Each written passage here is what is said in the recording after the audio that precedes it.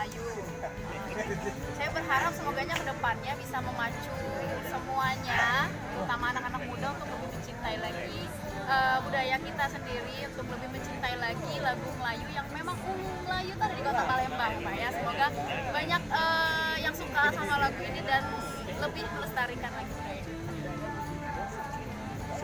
Palembang, karena yang mendirikan kerajaan Melayu di Malaka itu orang Palembang, keturunan Raja-Raja Sriwijaya, yaitu Paramis Wara yang pernah menaklukkan Malaka.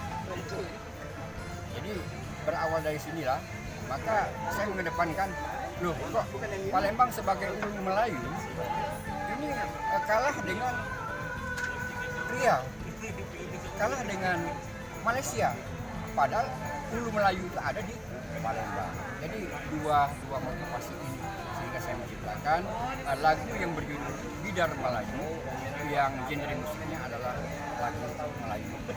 Prosesnya berapa lama untuk Prosesnya dari awal penyusunan lirik, kemudian aransemen musik, kemudian pembuatan rekaman vokal, pembuatan video sampai pada launching.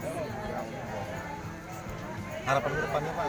Harapan ke depannya lagu ini menambah khasanah kebudayaan, terutama seni musik di Kota Palembang dan juga di Indonesia.